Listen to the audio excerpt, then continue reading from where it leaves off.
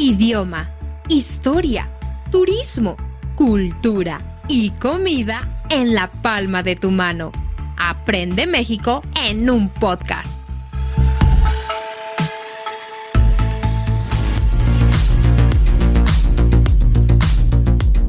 Hola, hola, queridos escuchas.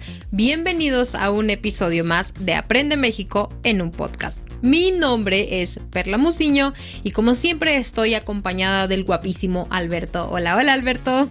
¿Qué tal, Perla? Gracias por la flor. Muy buenas noches, tardes, días a todos aquellos que nos escuchan. Les doy las gracias por estar con nosotros y hoy vamos a tener un episodio muy bueno, un episodio agridulce, ¿no, Perla? Sí, un poquito difícil para la historia y la cultura, pero importante y necesario, ¿sí? Entonces, hoy vamos a hablar de la colonia española. ¿Cómo fue que llegaron los españoles a México y esta transición que duró, por cierto, 300 años, que es muchísimo? Ok, tengo que aclarar algo. Los españoles actualmente son nuestros hermanos. Somos un pueblo amigo.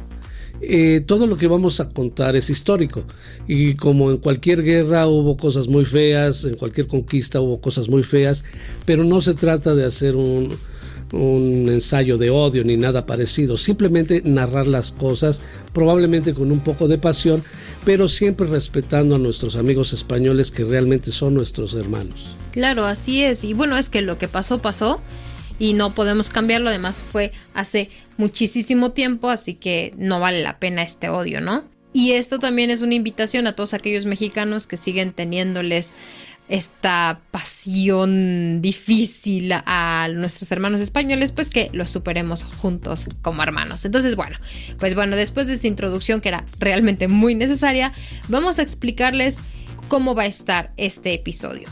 No es un episodio como de historia académica. No es académico para nada, ¿eh?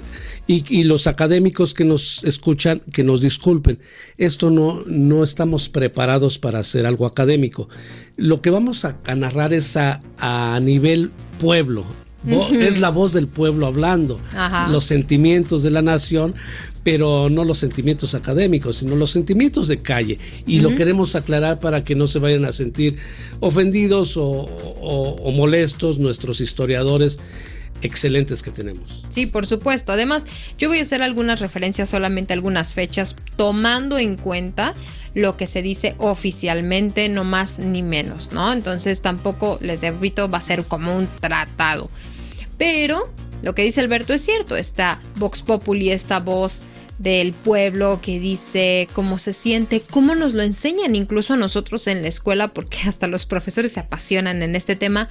Y debido a que somos un país ex conquista, pues hay muchísimas cosas culturales y fuertes que tenemos ahora en día que son gracias a este periodo de conquista, ¿no? Entonces, bueno, para no hacerles el cuento tan largo, decimos nosotros, vamos a empezar con esto. Primero, ¿qué es una colonia? Básico, simple. Llega un lugar, ¿sí? Un rey, por darle un nombre, a otro lugar y dice: este pueblo es mío, esta gente es mía, los minerales, la riqueza y todo es absolutamente mío y aquí voy a imponer mis ideas, mi idioma, mi religión, etc. Eso fue lo que pasó con los españoles y México. Muchas personas dicen, bueno, no que los aztecas eran un pueblo de guerreros, no que los aztecas eran muy fuertes y muy dignos. ¿Por qué los vencieron unos cuantos soldados españoles? Porque vino Hernán Cortés en 3 barcos, nada más con la gente que había ahí, y conquistó todo el imperio mexica. ¿Qué fue lo que sucedió?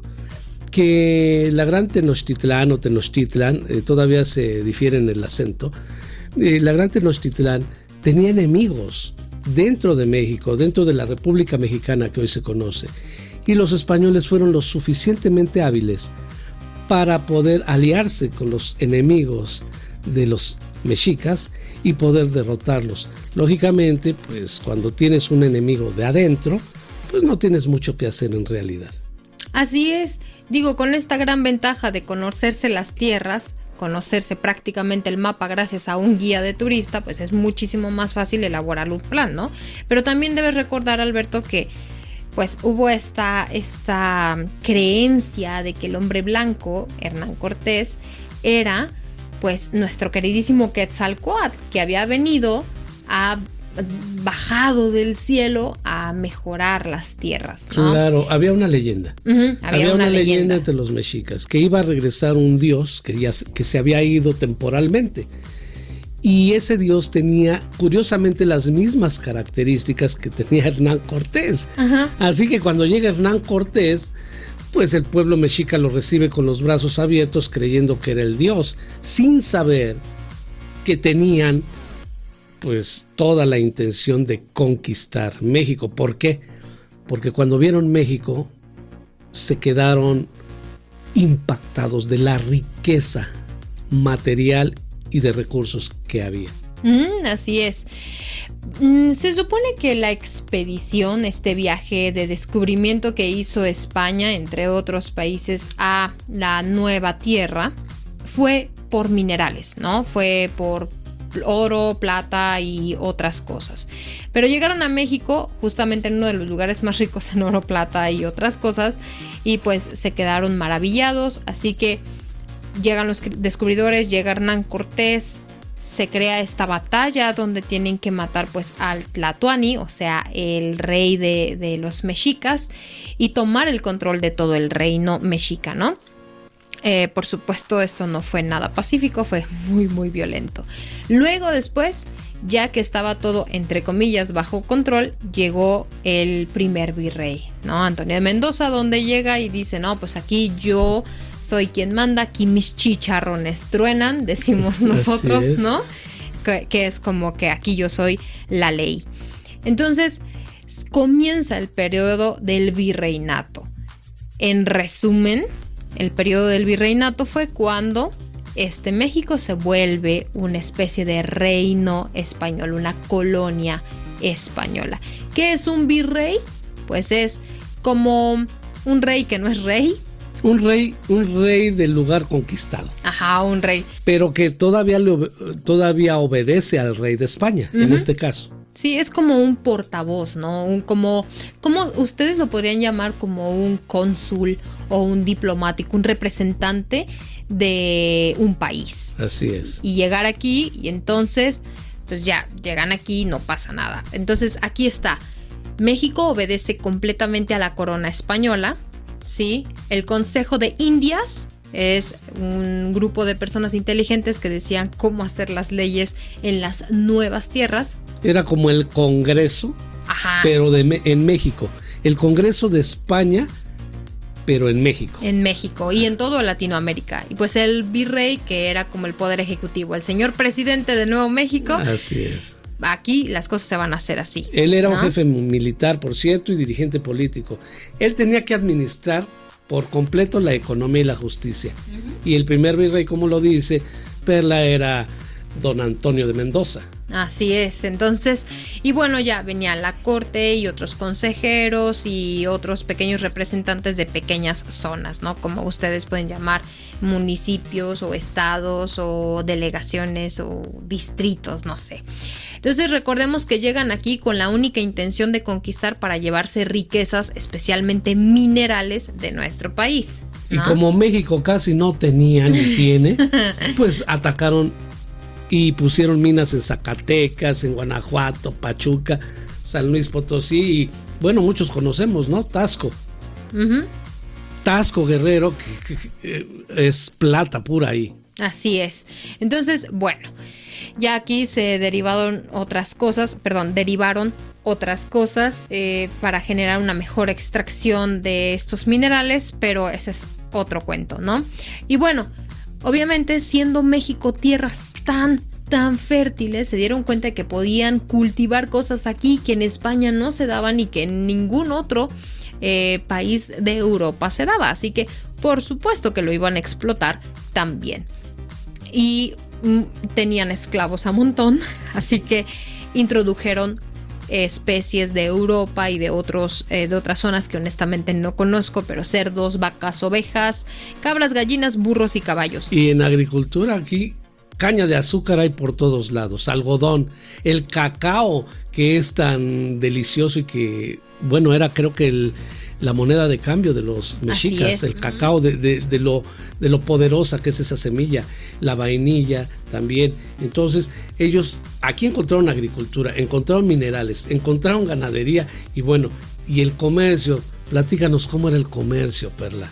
Pues es que el comercio es una de esas cosas muy, muy, muy, muy complejas que tienen como su propia pequeña historia, pero básicamente no había como comercio entre sí. Se llevaban las cosas de México y ya allá en España y otros lugares, pues se las andaban repartiendo, ¿no? Sí. Con sus debidos precios. Entonces, pero bueno, lo importante es que también hubo grandes personas y personajes de la cultura y de la ciencia aquí en México. No se te olvide la literatura también, ¿eh? Así, sí, totalmente, completamente. Entonces no quiero hacer mucho hincapié en esto porque lamentablemente, aunque pudo haber habido muchos de estos grandes personajes, por el hecho de haber sido criollos, que ahorita vamos a hablar sobre las castas, esta diferencia de razas en México, pues no se les daba la importancia, ¿no? Sin embargo, en la ciencia tenemos a Fray Diego Rodríguez y don Carlos de Sigüenza y Góngora. ¿Sí? Sí, bueno, los apellidos son un poco difíciles de pronunciar hasta para nosotros, ¿eh? Pero sí fueron unos grandes representantes de la ciencia ya por el siglo XVII o XVI, por ahí. Como por el 16 más sí, o menos, 16, no, 17 ya. Dime algunos exponentes, tu exponente preferido, Perla. Esto no lo puedo evitar y no es que yo sea así como bien favoritista, pero definitivamente es Sor Juana Inés de la Cruz, que ya en noviembre lo tengo aquí preparadísimo, queridos escuchas. Vamos a hacer un episodio especial hablando de Sor Juana Inés de la Cruz, porque considerando el año del que estamos hablando, de que la Iglesia Católica tenía el control y que había mucho machismo en esa época cultural. La mujer no existía realmente, entonces. Para nada. Mis respetos a Sor Juana, que fue una persona que peleó contra viento y marea para hacerse escuchar. Así es, entonces, fuera de esto, Juan Ruiz de Alarcón y Mendoza, Carlos Sigüenza y Góngora y otros más, ¿no? Que ahorita, por lo menos en los oficiales, yo no los tengo escritos, pero hay muchos, muchos más. Y bueno, vamos a hablar de arquitectura, por supuesto, y ustedes deben saber que en México hay muchísima arquitectura, pero una de las cosas más importantes que tienen que conocer son... Por ejemplo, aquí sí quiero presumir un poco. La arquitectura se hizo muy al estilo España. Y aquí vas a encontrar principalmente en la cuestión de conventos, en la cuestión de iglesias, muchas grandes obras que se hicieron en aquellos tiempos. Mi madre es de Yuriria, Guanajuato. Y Yuriria, Guanajuato tiene una ¿cómo le puedo decir? Una iglesia, bueno, es que no sé cómo se llama, una catedral, ¿no? Grandísima, hermosa y preciosa. Y yo me siento impactado de veras de esas construcciones. Entonces, por aquellos lugares donde fue Guanajuato, Michoacán, en Cuitzeo, en Yuriria, y acá también por Puebla, en Cholula, hay muchas construcciones de ese tipo. Y principalmente el estilo barroco es ese que lleva muchos detallitos que te puedes acercar y ver mil detalles. Sí, claro, pues eran los tiempos en los que estaban aquí. Y por supuesto no olvidemos, y no lo voy a dejar de lado porque vivimos en Morelos, el palacio de Hernán Cortés. Claro. Que fue cuando este señor pues vivía en nuestras tierras y dijo, aquí me gusta Cuernavaca, está bien chulo, está bien bonito y quiero una casa, ¿no? Y casota tremenda se aventó el señor. Es el castillo. Es un castillo, ¿no? Y es como el monumento más importante de mi estado, Morelos, ¿no? Aquí en Cuernavaca. Pero muchos me han preguntado, Perla, ¿cómo fue que lograron introducir el idioma y la religión en México, considerando que pues los indígenas eran una piel morena y los españoles pues eran pieles blancas? Pues no voy a decir nada, pero la Iglesia Católica se las ingenia de todas para mantener a sus feligreses fieles, y se les ocurrió decir que había por ahí una virgen, ¿sí? Que era morena. Sí, una representación de la Virgen María que no la aceptaba el pueblo indígena porque era blanca. Y entonces ellos crearon a la Virgen Morena, que es la Virgen de Guadalupe, que cada 12 de diciembre vengan para México y se van a dar cuenta del poder que tiene la Virgen de Guadalupe. Respecto a eso, no creo que vayamos a hacer más comentarios. No queremos entrar en ningún tipo de polémica. Así es, pero bueno, lo importante es que se generó esta fidelidad también a la iglesia, al Santo Oficio y a los españoles, a la colonia española, gracias a este símbolo de la Virgen de Guadalupe, ¿no? Entonces, que también fue relacionada directamente por los indígenas con la diosa Tonantzin, la madre de todos los dioses y de la tierra. Así que, si se dan cuenta, esto era muy fácil de obtener. Y bueno, vamos a llegar a la no mejor parte de la historia. Sí, a la parte agria, no la dulce de esa situación, que fue el Tribunal del Santo Oficio o la Santa Inquisición, que ahorita Perla les va a explicar cómo está. Pues bueno, aquí es muy sencillo. ¿Qué es? ¿De dónde viene? De la Iglesia Católica, que era pues realmente la Iglesia de España. Llegaron aquí, según la percepción de ellos, vieron a un montón de salvajes que no tenían a quién seguir, a un dios quien seguir. Eran politeístas, eran herejes y tenían prácticas, no todos, después vamos a hablar de esto, pero prácticas como la no monogamia, ¿no? Como tener 2 esposas, 2 amantes, que según la Iglesia Católica se castigaba con fuerza, tortura y hasta la muerte. Por supuesto, tenemos chamanes que hacen la adivinación, superstición y herejía, obviamente, al negar al único Dios.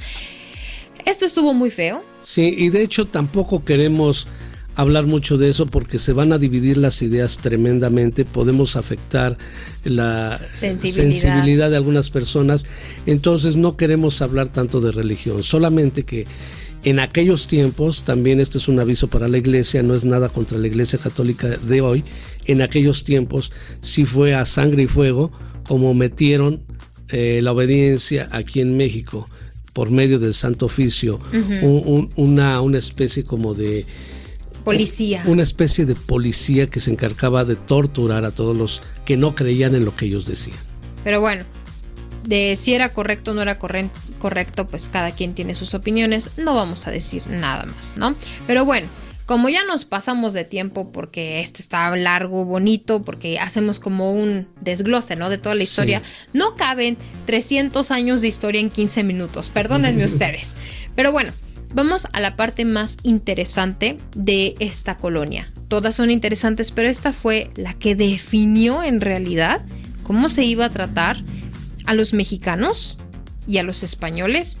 Y desde mi perspectiva sigue habiendo todavía este paradigma de uso y este paradigma de conciencia entre las razas. Esto era muy fácil. Si tú eras de España y llegabas a México, eras súper bien tratado. Sangre pura. Sangre pura. Si un español se fijaba en una indígena y la tomaba por la fuerza y tenían hijos, a esos hijos se les llamaban criollos. Esos eran como que los segundos más beneficiados de las castas.